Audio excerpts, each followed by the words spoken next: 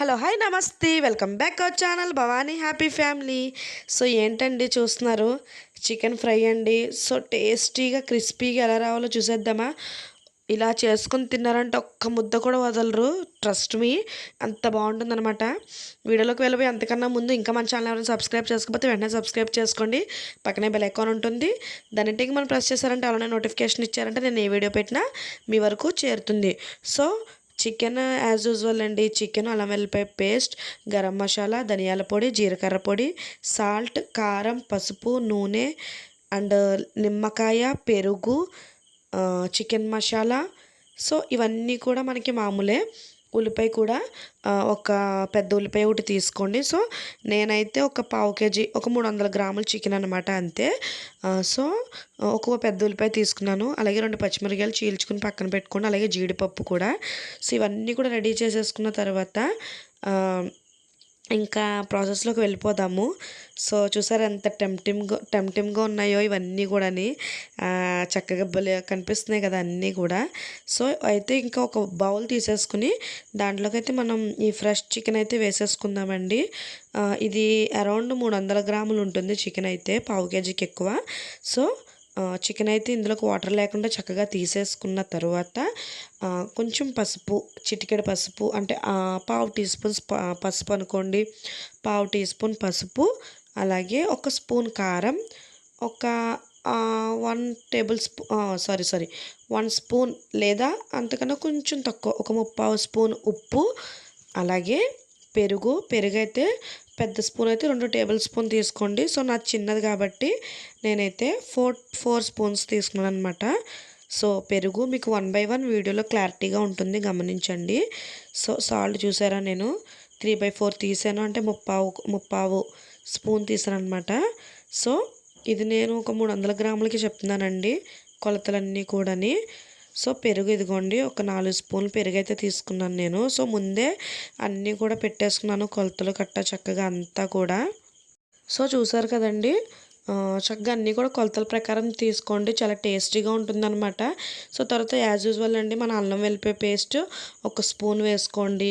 తర్వాత గరం మసాలా, అలాగే ధనియాల పొడి, గరం మసాలా కూడా ఒక స్పూన్ వేసుకోండి, ధనియాల పొడి ఒక స్పూన్ వేసుకోండి, జీలకర్ర పొడి వచ్చేసి ఒక హాఫ్ స్పూన్ వేసుకోండి. నాకు టేబుల్ స్పూన్ అని వచ్చేస్తుంది.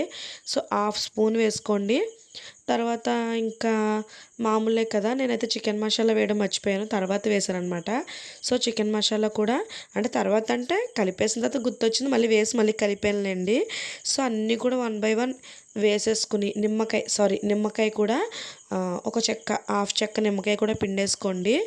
సో ఫ్రెష్ నిమ్మకాయ ఉంది కదా అనేసి చక్కగా నిమ్మకాయ అయితే స్క్వీజ్ చేసేసాను ఫ్రెష్గా అనమాట. సో ఫ్రెష్ నిమ్మకాయ చెక్క అయితే పిండుకున్న తర్వాత అంతా చికెన్ మసాలా కూడా వేసేసుకుని ఒక హాఫ్ స్పూను చక్కగా కలుపుకోండి. కొంచెం స్పైసీ తక్కువ తింటాం అంటే చికెన్ ఫ్రై అంటే కొంచెం స్పైసీగా ఉంటే బాగుంటుంది అనేసి నేను కొంచెం అన్నీ కూడా 1 స్పూన్ వేసాను. మీరు ఒకవేళ స్పైసీ తక్కువ తింటారంటే అంతా కూడా ఒక హాఫ్ స్పూన్ వేసుకొని సరిపోద్ది. సో తర్వాత కొత్తిమీర కూడా వేసేసుకుని మొత్తం కలిపేసుకోండి చక్కగా, ముక్కలన్నిటికీ ఈవెన్గా చక్కగా అంతా స్ప్రెడ్ అయిపోయేలాగా మొత్తం మనం వేసిన మసాలా, పెరుగు, సో కారం, ఉప్పు, పసుపు ఇంకా అన్నీ కూడా చక్కగా ముక్కలకి ఈవెన్గా పట్టేలాగా చక్కగా కలిపేసుకోండి. సో నేను చెప్పాను కదండి, చికెన్ మసాలా మర్చిపోయానండి, తర్వాత వేసి మళ్ళీ కలిపాను అనమాట. సో ఇంకా మన వీడియో ఎవరైనా మన ఛానల్ ఇంకా ఎవరైనా కనుక మన ఛానల్ ఇంకా విజిట్ చేయకపోతే ఒక్కసారి చూడండి, యూస్ఫుల్ ఇన్ఫర్మేషనే ఉంటుంది. అలాగే మీకు నచ్చితే కనుక లైక్ చేయండి, షేర్ చేయండి, కామెంట్ చేయండి, సబ్స్క్రైబ్ చేసుకోవడం అంటే మర్చిపోవద్దు. పక్కనే బెల్ ఐకాన్ కూడా చక్కగా మీరు యాక్టివ్ చేశారంటే నోటిఫికేషన్స్ వస్తాయి అనమాట. సో చూసారా ఎంత జ్యూసీగా టెండర్గా ఉందో. దీన్నైతే ఒక అరగంట లేదా ఒక గంట ఫ్రిడ్జ్లో అయితే పెట్టేసుకోండి. పక్కన పెట్టుకున్న పర్లేదు, ఫ్రిడ్జ్లో అయితే ఇంకా చక్కగా ఉంటుందన్నమాట. చక్కగా స్మూత్గా వస్తుంది అనమాట ఫ్రై అయితే మనకి. సో నేనైతే ఫ్రిడ్జ్లోంచి తీసాను అనమాట.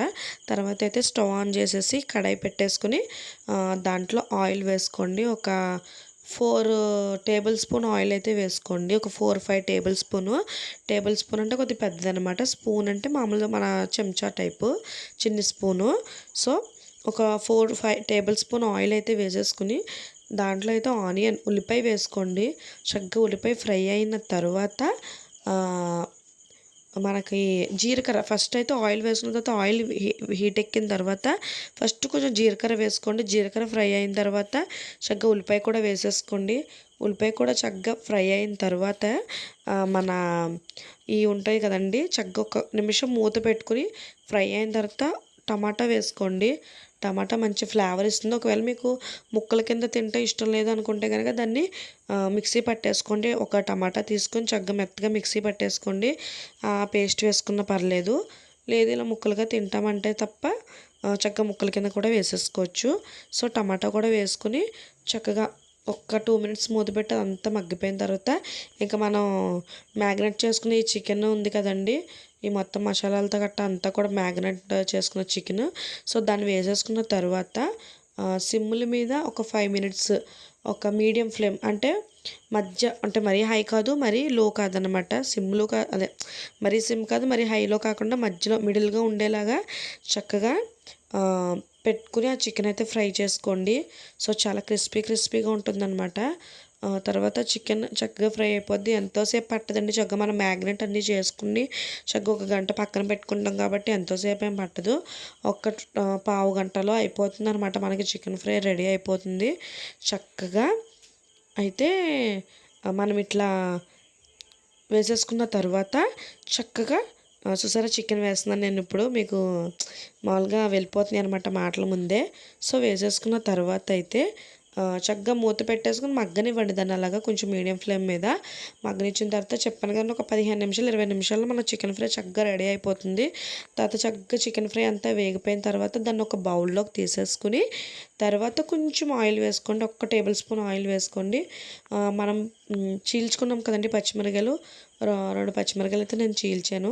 సో అవి వేసి కొంచెం ఫ్రై అయ్యాక తర్వాత జీడిపప్పు క్యాష్యూ కూడా వేసి అది కూడా కొంచెం ఫ్రై అయిన తర్వాత కొత్తిమీర కూడా వేసి అది కూడా ఆయిల్ ఫ్రై అయిన తర్వాత కొత్తిమీర కరివేపాకు కూడా వేసుకోండి. సో అలాగా మనం ఈ పచ్చిమిరపకాయ జీడిపప్పు కొత్తిమీర నేను కరివేపాకు లేక వేయలేదు, మీరు కరివేపాకు కూడా వేసుకోండి. సో చక్కగా ఫ్రై చేసేసి చికెన్ ఫ్రై మీద వేసుకున్నారంటే చాలా చాలా చాలా టేస్టీగా ఉంటుందండి. ఇది చాలా టేస్ట్ ఇస్తుంది అనమాట. మీకు ఆల్రెడీ ఒకసారి చికెన్ ఫ్రైలో కూడా నేను ఇలాగే చేశాను. నేను ఫిష్ ఫ్రై మన ఛానల్లో ఉంది. నేను ఫిష్ ఫ్రై కానీ చికెన్ ఫ్రై కానీ పెట్టినప్పుడైతే నేను కంపల్సరీ ఇలాగా పచ్చిమిరపకాయ అయితే కంపల్సరీ వేపుతానండి. పచ్చిమిరపకాయ కొత్తిమీర అలాగే కరివేపాకు లేదు జీడిపప్పు ఈ 4 కూడా ఖచ్చితంగా వేపుతాను. ఏది అవైలబుల్ ఉంటే అది ఆ టైంకి చక్కగా వేపైతే వాటితో పాటు నంచుకొని తింటే చాలా బాగుంటుంది. సో చూసారా ముక్క నేనైతే విరిపి చూపిస్తున్నాను మీకు చక్కగా ఎంత బాగా ఇదయిందో. సో అలా వేగిపోవాలి మనకి ఫ్రై. సో చాలా టేస్టీగా ఉంటుందండి. సో మీకు వచ్చేసింది అనమాట, మీకు చెప్పాను కదా. సో ఇదైతే చాలా మెయిన్ ప్రాసెస్ అండి. మీరు తప్పకుండా చికెన్ ఫ్రై కానీ ఫిష్ ఫ్రై కానీ రొయ్యలు ఫ్రాన్స్ ఫ్రై కూడా చేసినప్పుడు మీరు ఇలాగా కరివేపాకు కొత్తిమీర పచ్చిమిరపకాయలు వేపుకుని జీడిపప్పు వేయండి, ఎంత బాగుంటుందో నిజంగాని. సో చూసారు కదండి, ఇంకంతే మన వేడి చికెన్ ఫ్రై అయితే రెడీ అయిపోయింది. సో చాలా టేస్టీగా ఉంటుంది. ఒకసారి ట్రై చేసి చూడండి. ఒకవేళ ఎవరైనా ట్రై చేస్తే కనుక ఎలా వచ్చిందో కామెంట్లో తెలియజేయండి. అలాగే మన ఛానల్ సబ్స్క్రైబ్ చేసుకోవడం బట్టి మర్చిపోవద్దు. మీ ఫ్రెండ్స్ అండ్ ఫ్యామిలీకి కూడా షేర్ చేయండి. సో చికెన్ చూసారా నోరు ఊరిపోతుంది, నేను అర్జెంటుగా తినేయాలి. So bye.